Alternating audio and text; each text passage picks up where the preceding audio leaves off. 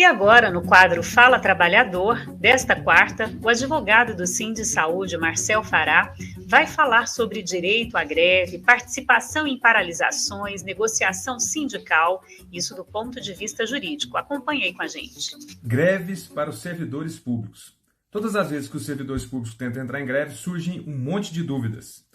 Podem cortar o ponto dos servidores ou não? É greve ou paralisação? Qual o percentual que a gente tem que manter funcionando de cada um dos serviços públicos? Meu nome é Marcel Fará e hoje a gente vai conversar um pouco sobre essas questões do ponto de vista jurídico. Então, o direito à greve para os servidores públicos ela tem algumas peculiaridades. A Constituição de 88 ela garantiu greve para todos os servidores, independente se públicos ou não, se seletistas ou se servidores públicos. Inclusive, a Constituição garante isso com autonomia plena para que os trabalhadores definam quando vão entrar em greve e por que vão entrar em greve. Então, o motivo da greve é definido, segundo a Constituição, pelos trabalhadores. Daqui a pouco a gente vai ver que isso não tem sido tratado exatamente assim. Para os servidores públicos, a Constituição diz que o direito de greve deve ser exercido nos termos e nos limites definidos em uma lei específica. Qual é o grande problema? Essa lei nunca foi feita. Então, criou-se uma lacuna legal e uma enorme disputa em torno do direito de greve dos servidores públicos.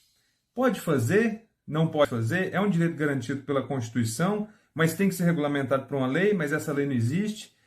Então, durante todo esse debate, com muita luta e muito esforço dos sindicatos, dos trabalhadores, chegou-se ao consenso que o direito de greve é intocável. Ele existe e os servidores públicos têm esse direito, sim. Contudo, com algumas questões regulamentadas pelo STF. Por quê? Conta a historinha, Em 2010, o STF decidiu 3 mandados de junção, que são aqueles pedidos para que o judiciário intervenha, fazendo com que o legislativo faça uma lei. Então, 3 grandes sindicatos pediram para o STF obrigar o legislativo a fazer uma lei para regulamentar a greve no serviço público. O STF não fez isso, notificou o legislativo, mas não pode obrigar, eu digo que não fez, o STF não pode obrigar o Congresso a fazer leis, mas neste caso o STF resolveu aplicar a lei de greve dos seletistas do setor privado aos servidores públicos com algumas adaptações. Então assim decidiu o STF e assim tem sido a forma, a norma que regulamenta as greves dos serviços públicos hoje em dia. Então, segundo essa lei dos serviços privados, que são os seletistas, para que a greve seja legítima, ela tem que ser fruto de uma deliberação coletiva dos trabalhadores e das trabalhadoras. Como que a gente comprova isso? Como é que acontece? A greve ela tem que ser convocada, tem que ser iniciada a partir de uma assembleia regularmente convocada, com antecedência, com divulgação dessa convocação, com registro das deliberações em ata, cumprindo o que o estatuto de cada sindicato determina, com quórum mínimo de instalação, com quórum de deliberação e etc. A greve tem que representar o fim de um processo de negociação. A negociação tem que ter sido esgotada, então é importante que os sindicatos, quem vai entrar de greve, tente comprovar através de notícias, através da publicização das negociações, que tem feito reuniões, que tem enviado ofícios, que tem obtido respostas da administração pública. E para a deflagração na greve, é importante que a Assembleia que definiu pela greve apresente a pauta de reivindicações para os órgãos competentes. Além disso, é importante que a greve seja feita com uma comunicação prévia, uma comunicação que deve ser feita ao empregador, no caso aos órgãos públicos, com no mínimo 48 horas de antecedência. Aí aqui uma das grandes diferenciações para os servidores públicos. O setor privado com mínimo de 48 horas de antecedência. Para o STF, no setor público, é importante que essa comunicação seja feita com 72 horas de antecedência. Porque o STF tem considerado que praticamente todas as atividades prestadas pelos servidores públicos são essenciais. No caso do setor privado, somente as atividades que a lei considera essencial precisam ser comunicadas à greve com 72 horas de antecedência. No caso dos servidores públicos, todas as paralisações têm que ser comunicadas com 72 horas de antecedência. Ainda, né, para a greve ser legítima, conforme essa lei e essa interpretação do STF, é preciso manter em funcionamento o que são consideradas atividades essenciais. Contudo, a definição de atividades essenciais, como eu disse, na lei para o setor privado é bem clara. Para o setor público é como se todas as atividades fossem essenciais, devido ao princípio da continuidade do serviço público. O serviço público não pode parar, né? Não pode ser paralisado. Então, o que tem que ser conseguido pelos sindicatos, né, pelos servidores públicos ao entrar em greve? É conseguir manter um mínimo de funcionamento, né? O percentual mínimo não é definido, mas costumeiramente trabalha-se com os 30%. É atender às necessidades inadiáveis da comunidade, ou seja, aquelas necessidades que as pessoas têm, né? E que, se não forem atendidas, vão gerar prejuízo para essas pessoas, para a saúde pública ou para as próprias pessoas, têm que ser atendidas. E o judiciário ainda pode, né, nesse processo todo, julgar a abusividade ou não da greve, caso ela descumpra algum desses requisitos. Então, toda greve que descumpra esses requisitos legais, ela está sujeita a ser julgada pelo judiciário. E o judiciário, né, tem imposto algumas restrições ao direito de greve. Por exemplo, o judiciário considera, em geral, ilegítima a greve, como é chamada, por motivos políticos.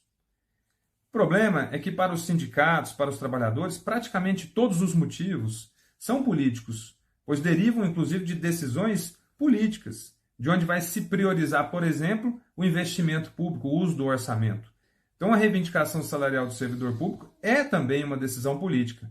Mas o que o judiciário considera, por exemplo, que os servidores públicos não podem entrar de greve por serem contra a privatização do sistema público de saúde. O que é um motivo político, mas está totalmente relacionado com as condições de trabalho dos servidores e de todos os trabalhadores eventualmente empregados na área da saúde. Outra restrição é que o judiciário considera que os empregadores, os órgãos públicos, podem sim cortar o ponto de quem participa de greve. Salvo, né, no entendimento judicial, se os próprios órgãos públicos, a própria administração pública tiver agido de forma ilegal. Por exemplo, atrasando o salário ou descumprindo alguma norma constitucional. Mas, mesmo assim, ao descumprir a database, né, o pagamento da database em 2016, até hoje o julgamento do Estado de Goiás não foi realizado, né, pelo Tribunal de Justiça. Portanto, aguardamos ainda uma resposta. Por exemplo, se naquela ocasião, na greve dos servidores da saúde, né, o Estado vai ser condenado a repor o ponto que foi cortado. De outra forma, também não pode haver greve se houver acordo coletivo de trabalho vigente. Mas isso é uma realidade somente para os trabalhadores seletistas, porque os servidores públicos nem mesmo podem fazer acordo coletivo de trabalho, pois o que regulamenta a relação trabalhista neste caso é a lei, né? E é ela que tem que ser objeto de alteração, inclusive quando da deflagração de um movimento de greve. Ainda é importante dizer que na greve geralmente não se bate ponto, né? Mas é importante que o sindicato registre um ponto paralelo, né, com as pessoas que participaram, para que isso seja utilizado, inclusive, depois, né, exatamente nas negociações, de que o ponto não seja cortado. Pode haver a alegação de que o servidor não estava no trabalho, mas também não estava na greve. Então é uma forma do sindicato comprovar que sim, que estava na greve. E a outra última questão que eu vou abordar é que é greve ou paralisação? Bom, isso é uma decisão política de quem organiza o protesto, a manifestação. Em termos jurídicos, não existe diferenciação. Qualquer tipo de suspensão das atividades de trabalho é greve.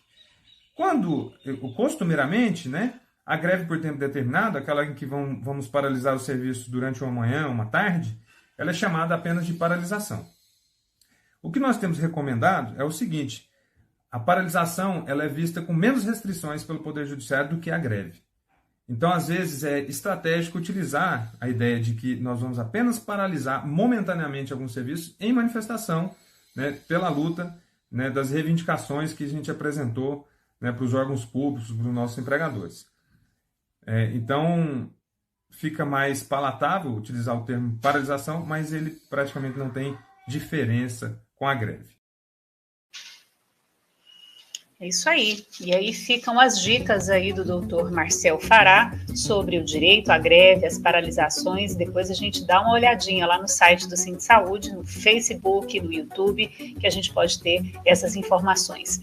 A gente vai ficando por aqui, mas quer lembrar a você, ouvinte da Rádio Trabalhador, né, trabalhador do município de Goiânia. Nós teremos uma assembleia amanhã, dia 3 de fevereiro, de frente à Câmara Municipal, às 9 horas. Essa assembleia é para todos os servidores do município de Goiânia que estão aí lutando pelo pagamento da database, reposição das nossas perdas salariais, que o prefeito de Goiânia, Rogério Cruz, até hoje não efetivou e, lembrem-se, foi promessa de campanha.